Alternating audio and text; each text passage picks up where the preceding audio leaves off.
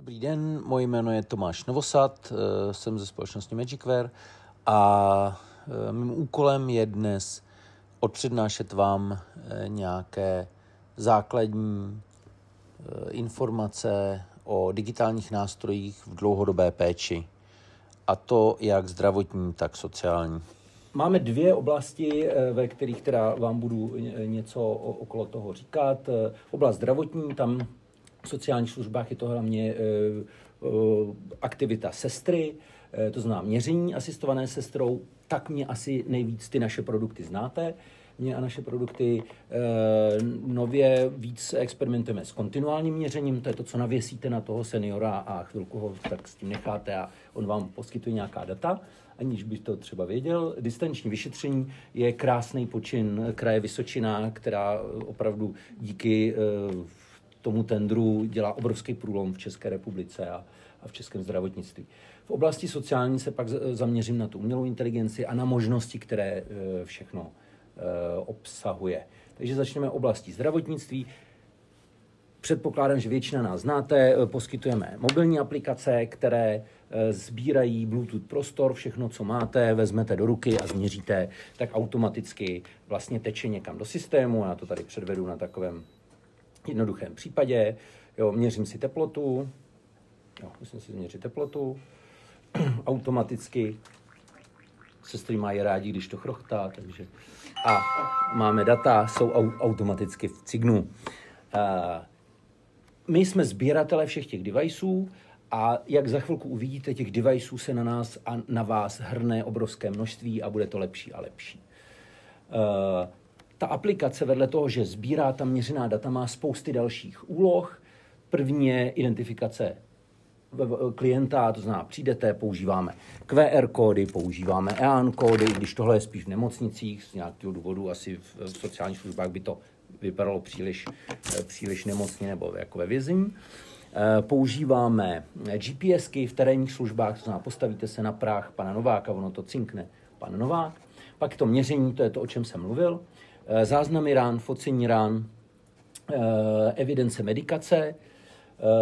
Umíme diktovat poznámky, a to dokonce takovou cestou, kdy ta sestra, protože má 1000 věcí, tak vždycky, když drží tady to tlačítko, tak to nahrává, když to pustí, tak to nenahrává a může dávat instrukce.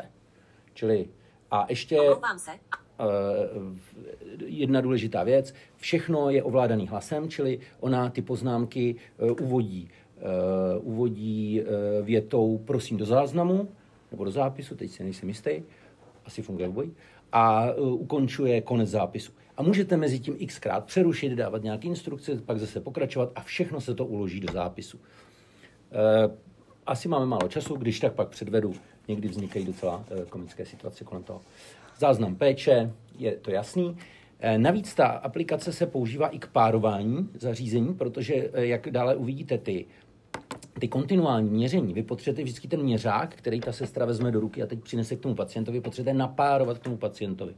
Jo, nám tam někde tečou data, ale je to nějaký číslo, tak my potřebujeme vědět, že je to pan Novák. Tak k tomu to používáme a samozřejmě díky tomu, že experimentujeme s umělou inteligencí, tak se můžete zeptat na jakoukoliv věc z vašich směrnic a podobně a ta aplikace vám odpoví.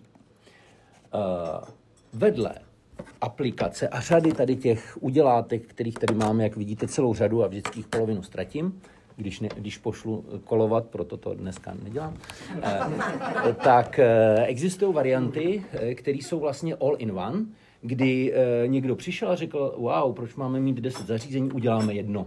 Jo, samozřejmě i tady jsou odnímatelné věci, ale je to na magnet, takže se to vrací. Konkrétně tohle je zařízení S-Case, má v různé varianty, bílá, černá.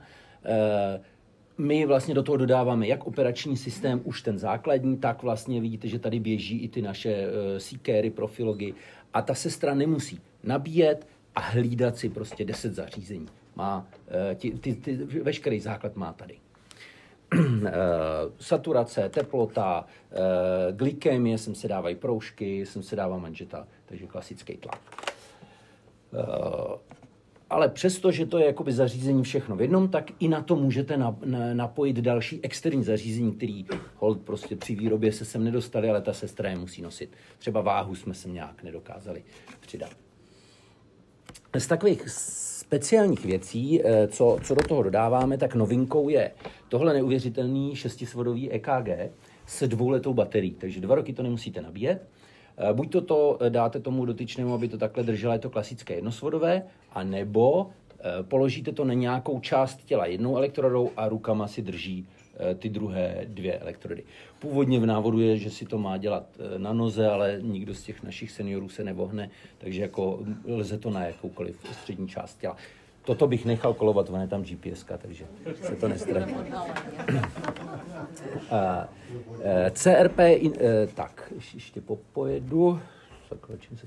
CRP inner testy, zase přichází obrovská škála ručních přístrojů, které vám dělají z kapky krve nějaké testy a sdružují se spousty funkcí do jednoho. Čili tohle, to, co vidíte, to jsem sebou nevzal teda, protože jsem nepředpokládal, že by tady se někdo chtěl píchat do prstu. Tak umí dělat CRP inner testy asi další 3-4 a sestra má vlastně do minuty výsledek. Takže a má to u sebe. Zase všechno je to napojené na jednu platformu, takže okamžitě jsou výsledky tam kde patří.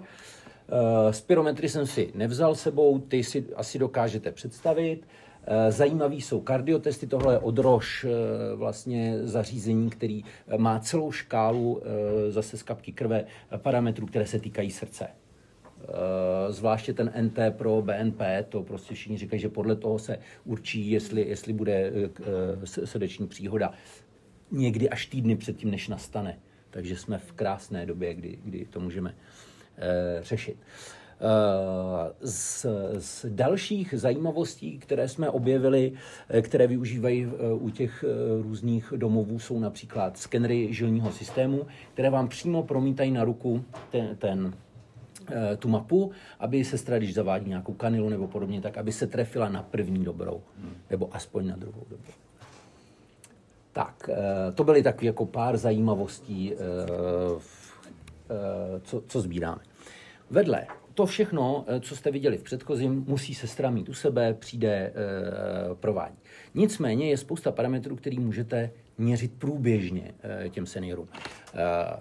Nějakou dobu už pracujeme s těmito hodinkami, jsou to hodinky Santé, měří strašně moc věcí od SPO2, teplota, krevní tlak, ten je potřeba jednou za měsíc kalibrovat, je tam tep, aktivita, je tam detekce pádů. Bohužel spoustu pádů není jako náraz, ale je pomalé sesunutí, takže jako má to nějakou pravděpodobnost té detekce, většinou je třeba to kombinovat s něčím. Veškeré ty měřící údaje jsou, nebo ta měření jsou vybuzená z centrály, čili senior vůbec nemusí na nic myslet, na nic šahat a automaticky prostě my si pinkneme na ty hodinky. Je tam simka, takže jako může být někde, ano, děkuju, mám to v mapě. Takže vlastně nemusí vůbec nějakou součinnost. Jediný, co potřebujeme, aby si to nesundával. Je tam GPS, když odejde, můžete se na něj podívat do mapy.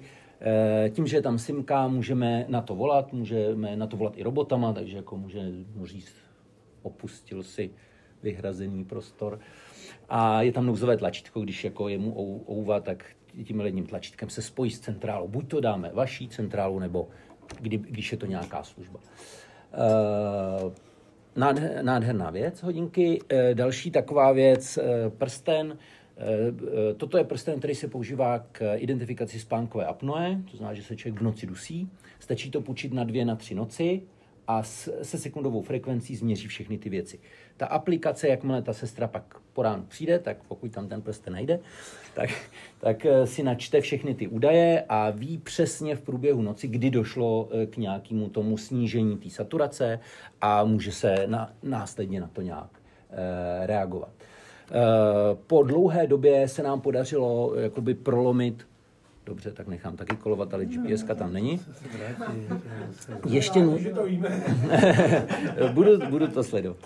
Ještě důležitá je, že tenhle prsten umí i EKG. Tady je taková ploška, takže když se dotknete druhou rukou, tak ten prsten změří EKG. Což samozřejmě v noci se moc neděje, ale uvažujeme, že v případě potřeby bychom dotyčného probudili a poprosili by ho, aby se dotknul plošky. Nedělám si velké iluze, že by to jako fungovalo, ale můžeme s tím experimentovat. Zpátky k náplastem a čipům. Kontinuální monitoring glykémie je prostě svatý grál pro boj s diabetes, protože vám přesně ukazuje a hlásí, kdy se něco děje. Byl tam velký vendor log, že ty výrobci nechtěli se nechat nahlížet do těch systémů, takže to byly uzavřený systémy. Podařilo se nám to prolomit nejdřív u Dexcomu a teď vlastně u Freestyle Libre. Takže pokud používáte, a ty se u některých diabetes se to hodně předepisuje, tak jsme schopni i toto sbírat. Tak, další zajímavost, která s tím souvisí, máme velmi blízkou spolupráci s podložkama Anume, který mají unikátní technologii. Tady to vidíte trošku rozostřený, to modrý je prostě podložka, která se dává dokonce pod matraci. Je neuvěřitelné, jsou tam tak jemný akcelerometry, že dokonce, byť se to příliš nepoužívá, tak oni jsou schopni z té podložky sbírat frekvenci dechu a dokonce tep. Ale protože nikdo nepotřebuje kontinuální sběr tepu a tak dále, takže vlastně jediný, na co se to používá, je opuštění lůžka, polohování, chování toho pacienta, jak moc se vrtí a tak dále. Ta frekvence dechu a tep tady máme, jakože je to potenciál a z té spolupráce si slibujeme, že vlastně najdeme způsob, jak nějak lépe s tím pracovat. Poslední v tom kontinuálním monitoringu, co jsem si připravil, jsou hrudní pásy. Obecně, když třeba máte nějaký záchyt srdečních onemocnění a používáte nějaké takovéto epizodní EKG, to znamená, nějak se cítíte, tak to změříte, tak ten záchyt je pravděpodobnosti třeba 1%. Zatímco, když používáte hrudní pás, tak ten záchyt je 50% třeba během 14 dnů, protože to měří non-stop. Teď nám z toho hodně dat a hlavní problém je, co s těmi daty, jak je vyhodnocovat. Zatím u nás v České republice je tady krásný startup CardiAI, který vlastně přesně tyhle data je schopno na dálku přijmout a nějakým způsobem vyhodnotit. My jsme pouze jako předavatel dat, my jakoby tady v rámci té aplikace nic vlastního neděláme žádné diagnózy. Čili to bylo kontinuální sledování, to je relativně novinka. Už jsme tady u toho krásného projektu, který opravdu posouvá tu telemedicínu dál. Distanční vyšetření, máme tady i Jakuba z TytoCare, tak to je vlastně to, co tady vidíte, to všechno jsou nástroje TytoCare. Nejde sundat. Chápu, pošlu fakturu. Dobrý pokus. A to musíme zavést i systém pak teda. Jinak by to nemělo ten efekt. Podstata toho televyšetření je spoustu těch parametrů, co jste viděli předtím, to znamená, dělá se nějaký spirometry, nějaký EKG, nějaká CRP a podobně, ale hlavně vy potřebujete vidět toho pacienta, slyšet toho pacienta, tak už i tohle je jakoby překonané, to znamená, můžete dělat náhledy, vidíte tady paní do krku, lékař, jak my často říkáme na těch prezentacích na home officeu, nebo ještě lepší na Maledivách, se dívá na toho pacienta skrze vlastně mnohdy vidí ty mandle tak velký, jaký je v životě předtím neviděl a dokáže zaordinovat a říct nějakou diagnózu. To samé pak v případě náslechu zase stejným způsobem. Je to asistované sestrou, nicméně používáme TytoCare device, kterýho se po světě toulá kolem milionů kusů, takže už opravdu jakoby je to krásně odladěné. Podstatou toho vedle různých věcí, že to má i fotoaparát a nějaké měření teploty a podobně, podstata je ten otoskop, stetoskop a může se to provádět jak online, to znamená doktor je na drátě a sestra se trefuje teda do těch správných otvorů, anebo sestrou nezávisle, to znamená, je tam asistence umělé inteligence, která vám řekne, jestli náhled je ostrý, správně nasvětlený a jestli jsou tam třeba vidět mandle, nebo jestli poslech je dostatečně hlasitý, jestli tam nejsou ruchy z místnosti a tak dále. Strašně to šetří čas, když to nemusí být online s tím doktorem. Jo, tomu doktorovi to by Jakub asi řekl, o kolik to dokáže snížit času a nervů. Takže jakoby velký dík, že můžeme spolupracovat na těchto projektech. Součástí všeho tady toho distančního vyšetření jsou samozřejmě i online konzultace. Ty online konzultace mají ještě takový nějaké ale, co jakoby je důležitý. Málo kdy má doktor v jeden okamžik, kdy mu zavoláte, prostě to zvedne, protože zrovna třeba vyšetřuje něco jiného. Takže vždycky tam musí dojít k nějakému sjednání času. I když je třeba reakční doba půl hodiny, hodina, tak on musí říct dobře, tak zatím udělejte náhled, já se tomu budu věnovat, nebo sestra to udělá, řekne, že to jde dělat a on ví, že za 20 minut by měl být k dispozici. Pak je tam samozřejmě videohovor, to všichni znáte. Co je důležité, je z nějakých důvodů prostě i videozáznam. A co je krásné, to je vlastně aktivita posledního období. Drtivá většina těchto konzultací je přepisována do strukturované verze umělou inteligencí, takže kdykoliv v těch konzultacích my můžeme dodatečně vyhledávat. To znamená, můžeme se podívat, co ten doktor říkal, jestli to opravdu říkal a jestli neřekl něco jiného. Takže to jsou takové jakoby aspekty té telemedicíny, která nám tam jako přibíhá.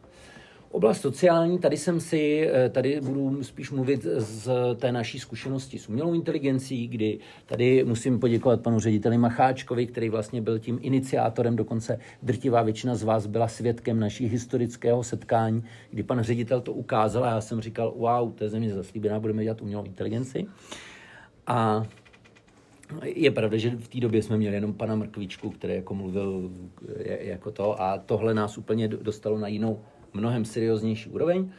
V tuhle chvíli teda máme, vedle toho, že děláme software, který tu umělou inteligenci zpřístupní těm seniorům, aby si jakoby zbytečně nemačkali tam, kde nepotřebují, tak to má i nějakou, tady vidíte zatím ve 3D tiskárnách vytvořenou obal, aby se to lépe drželo a když to spadne, tak tady jsou takové tvrdé gumy.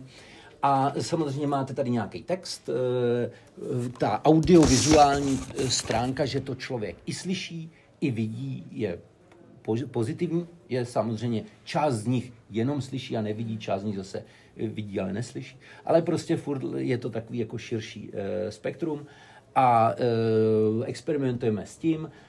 Důležité je, že vlastně start toho používání my tady vlastně tím, že ta aplikace je napojená na ty informační systémy, včetně Cignu a podobně, takže já když tady se jakoby odhlásím, dám konec, tak mám to, co vidíte tady. Já si řeknu, chci aktivovat tento tablet a myslím si, že jsem tam měl pana Oldřicha Nového, takže tablet se probudí. Ahoj Oldřichu, těší mě, že vás poznávám. Jo. A prostě už nastartuje komunikaci s panem Oldřichem. Pokud by už tam byla nějaká komunikace z předchozího, tak bude pokračovat tam kde jsme skončili posledně.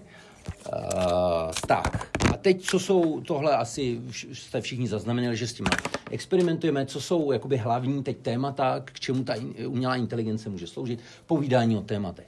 Běžná ChatGPT je nepřátelský pro toho seniora, protože tam nemá nahraný ty specifika, protože mu to najednou říká, asi mu to neříká, aby vyzkoušel z okna, ale je tam nějaký riziko, takže hlídáme nějaký rámec té komunikace, aby byl v nějakým.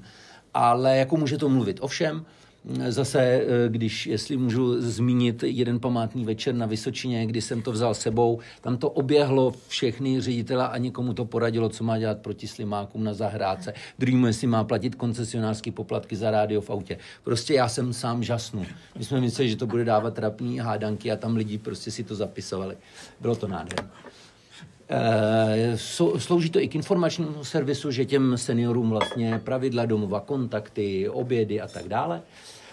Aktivizace, to je to, k čemu bychom to vlastně měli mít, hádanky, rebusy a hlavně reverzní vztah. To znamená, hádanku vymýšlí senior a robot hádá. Interakce. Tady se neděje těch přání, stížností, to je hlavně, aby se zabavil, aby měl kam to říct a aby měl pocit, že ho někdo vyslechl. Samozřejmě i tak, on to třeba půl dne bude dávat dohromady a pan ředitel pak dostane 3 věty, přesně co je problém. Tak, co nás čeká, protože my s tím experimentujeme, jsme tak jako na začátku té trasy, tak jsem si připravil pár takových specialit. První je, tady máme zatím jednoho takového robota, vlastně robotka, ona o sobě mluví v ženském rodě, takže chceme mnohem víc zapracovat na těch 3D avatarech, herní engine a podobně. S ČVUT máme velký projekt, 4letý, už jsme v polovině, kdy ČVUT dělá zpětnou vazbu z kamery, která je v těch mobilech nebo v těch tabletech. To znamená, bude schopen ten avatar reagovat i na tom, dneska vypadáš smutně, dneska vypadáš vesele, nemrať se na mě tak a podobně. Čili přinášíme nonverbální komunikaci do té komunikace. Máme rozjetou spolupráci s něčím, čemu se říká Dreamarium. Prostě senior řekne, o čem sní a ten systému nabídne obrázek nebo krátké video. Jenom pro zajímavost, tuhle spolupráci jsme navázali teď na konferenci na přehlídce filmů generovaných umělou inteligencí. Zajímavý, jak snadný dneska je generovat film umělou inteligencí. Přišlo jim 700 přihlášek filmů. Jo, mohli promítat asi 12 za ten večer. Takže dneska vlastně kdokoliv, kdo umí ten prompt, tak přijde, popíše svůj scénář a vypadne mu film. Takže tady to jsou jenom jako sny, ale zase máme tam, aby tam nebyly věci, které tam nemají být, aby to, a můžete to opravovat. Jo? Ten sen se mi nelíbí, já bych chtěl, aby ten kůň byl zelený. Hodně si slibujeme od biografické péče. Byl jsem, nevím, jestli jsme se tam s někým viděli, asi před týdnem byla velká konference biografické péče tady na magistrátě. Je neuvěřitelný, jak velký dosah to opravdu má sepisovat prostě biografii s těmi jednotlivými seniory. A ta poptávka několika řádově převyšuje nabídku. Jo, v nějaký paliativní péči tam leží lidi, kteří dokázali obrovské věci, stavět mosty, prostě dobít nějaký vědecký poznatky a leží tam a za půl roku už nikdo nebude vědět, jaký mají zkušenosti. A na 70 lůžek tam mají 2 asistenty, kteří dělali dva životopisy za půl roku. Čili hodně se tímto zabýváme a vidíme, že jakoby průběžná asistence tomu aktivizačnímu pracovníkovi, který je certifikovaný na tuto metodiku, by byla obrovským přínosem. Poslední, a už zase budete mít to do mě chvilku klid, nádherný zařízení, device, který se dá koupit v přepočtu asi za 1500. Je to zařízení, který poslouchá 24 hodin denně, co vy nebo ostatní říkáte, a je to vaše externí paměť. Ono to neustále přepisuje to, co slyší, dokonce i podle hlasů, do textu. K čemu to je? Oni ty seniori dost často už si nepamatujou. Nevědí, jestli to někomu něco slíbili, kde mají bejt, jestli zavřeli vodu a tak dále. A tady to, když třeba tu vodu, prostě zavíráte vodu a řeknete zavírám vodu. V tom je umělá inteligence, která to přepisuje. Díky tomu tam není to tak citlivý na důvěrný informace, protože nikde není jakoby záznam hovoru, který by byl, je to prostě text a můžete v tom dobře vyhledávat a můžete si samozřejmě s tou umělou inteligencí i povídat. Zavřel jsem vodu a pokud vy jste řekl zavírám vodu, tak vám to řekne ano, včera si zavřel vodu. A nebo řeknete, co jsem slíbil Karlovi. Jo, a když to máte na krku dostatečně dlouho, tak řekne, no tak před 2 lety si slíbil tohle, před rokem tohle a tak dále. Já dokonce považuji, já jsem... Máte to vy, ne, Karel. Což je výhoda.